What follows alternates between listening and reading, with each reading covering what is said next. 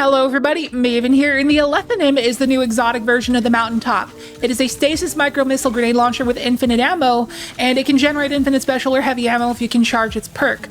But the problem is that it's going to be pretty slow to have to reload and shoot an infinite ammo grenade launcher. It's going to take a while and not be very efficient at all at ad clear. So today, I'm going to show you two builds that break this weapon and allow you to really attack that weakness it has and abuse the heck out of this thing. So let's break it down. Hope you enjoy. So let's start off by taking a look at the Alethonym. It has the perk Harvester Spike. This weapon fires a Harvester Spike projectile. Dealing final blows with this weapon create a single vestige at the target's location, which is that Lumina Remnant thing. Impaling more powerful combatants with the projectile creates a steady stream of vestiges from the target. And it has a special reload that allows you to make special or heavy ammo depending on how much energy you have charged.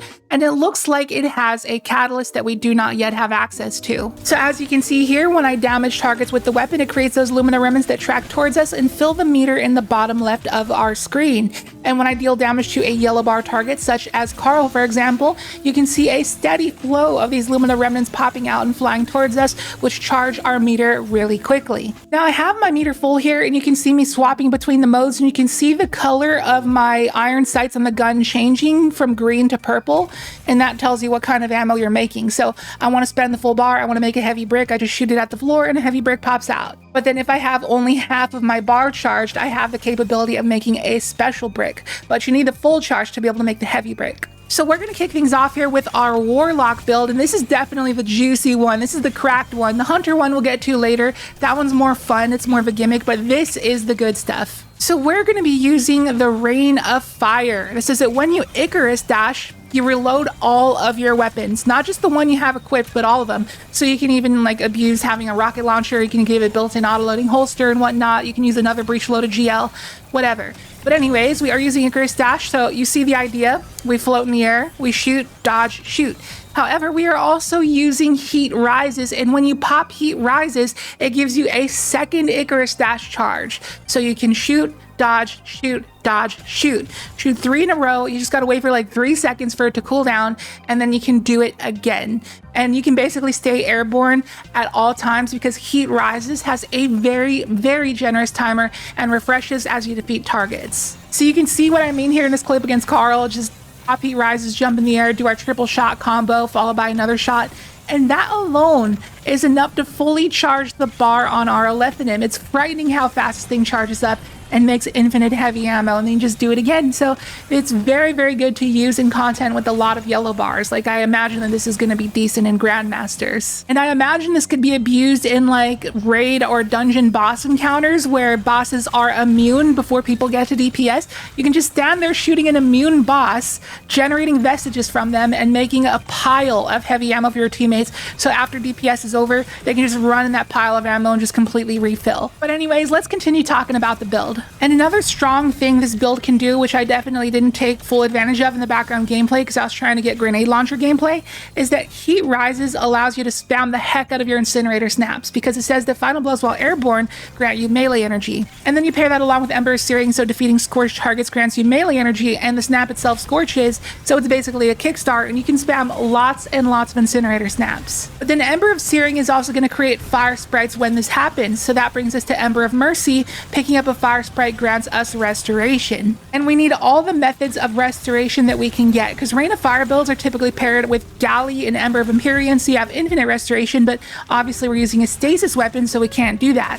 So we have this Ember of Mercy, we have our healing nades, we have our Phoenix Dive. So despite not having Empyrean, we still have plenty of ways to stay alive. And then just for good measure, we have Ember of Solace to increase the duration of that restoration, and also Radiant as well, which we are getting via Ember of Torches. And that just says powered melee attacks make you radiant. Now moving on to our mod setup. Now our mod setup on Warlock and Hunter are going to be very, very similar. They have the same idea, using double stasis surge for a 17% damage boost to our Alethonym, and then we have time dilation on our class item to extend the duration of that. So all we really have to do here is make orbs, which we can do with stasis siphon on our helmet. So our stasis weapon double kills make orbs. Then we got Reaper on our class item. So after Phoenix diving, our next weapon kill is going to make an orb, and we can scoop with those orbs pretty pretty easily with Powerful Attraction on our class item. Then for some more ability energy, we have Absolution on the boots, as well as Focusing Strike and Impact Induction on our gloves.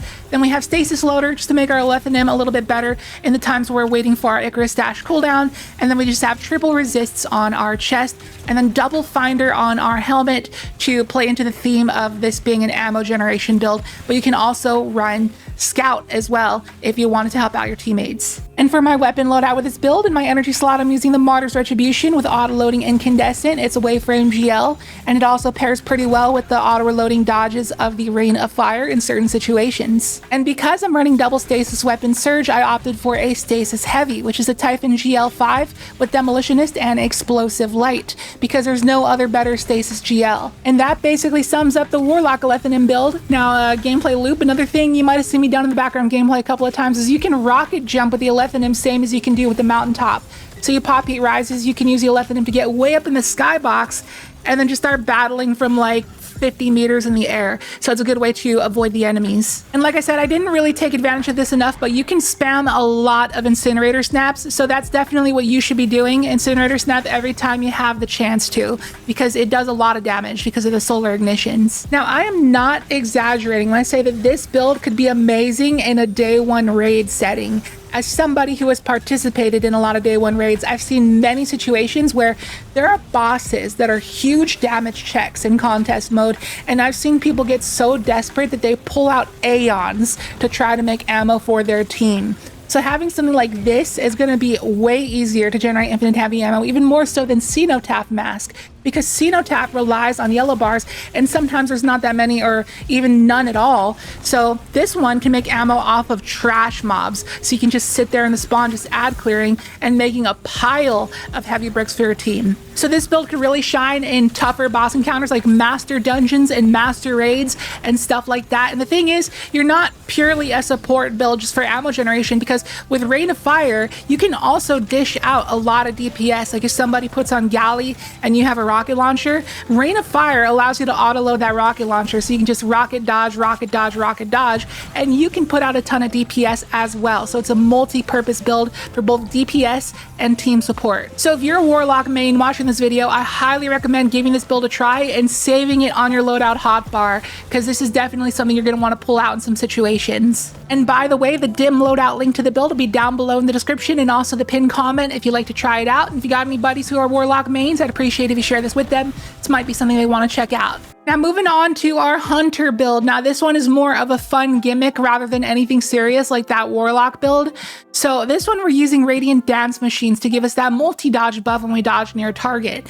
And Final Blows will extend that timer back up to 10 seconds. So the idea is we're pairing it along with Marksman Dodge so that we can just keep on dodging every second and shooting our GL, not having to reload it ever. So I'll show you a quick run through of the orrery so you can see what I mean. I start by dodging near a target, and then I can just shoot, dodge forever. Never have to reload. However, I will say one of the big downsides of this, and the reason it's not as like viable or serious as the Warlock version, is because if you shoot the GL too close to your feet, it'll plop you up a bit, so you won't be able to dodge, and then it's going to be a little bit slow. Probably it would be faster to just use speed loader slacks in that instance. So you have to make sure you're actually making direct impact with your GL rather than shooting it at the floor. So you really have to be mindful of the way you use this build and the kind of terrain you use this build on, because if you don't use it properly, it's not going to be very effective. If you do use it properly, it is going to be very good and really abuse the Alethonym. So you really have to be mindful of the way you use it. And I'll show you a clip here against Carl, and I'm going to start building up a pile of ammo in the corner there so you can see how much we can make by the end of this clip.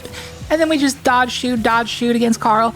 And I was specifically shooting Carl only for the sake of the clip and just generating that ammo.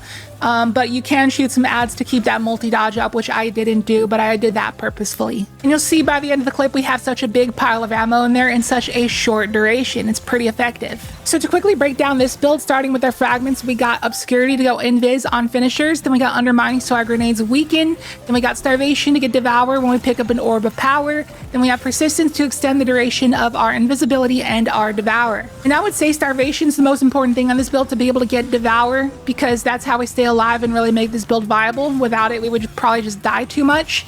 And we do have 100 discipline along with undermining, so we can weaken a lot of things, and that pairs very well with Devour, because final blows while you have Devour grant you grenade energy. Now on to our mod setup, and it's the exact same mod setup as Warlock, except instead of Stasis Loader on our gloves, we have a copy of Firepower, and instead of Time Dilation, we have a second copy of Reaper. Now Reaper typically has a 10-second cooldown before it can be procced again, but with 2 copies it goes down to a 5-second cooldown.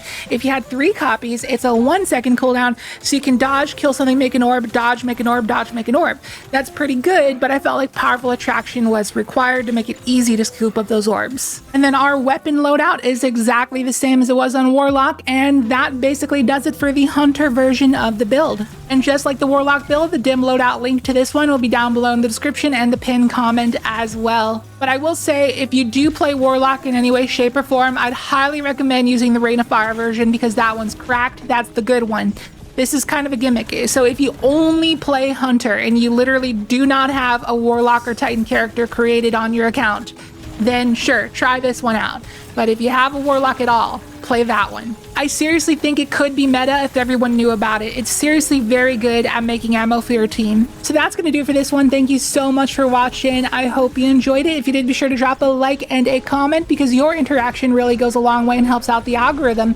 And if you are new here, please consider subscribing, as we have a lot of fresh episode Revenant content on the way. I have a lot of builds in the works right now that you're not going to want to miss out on. So stay tuned for that, and I will catch you in tomorrow's video. See you later.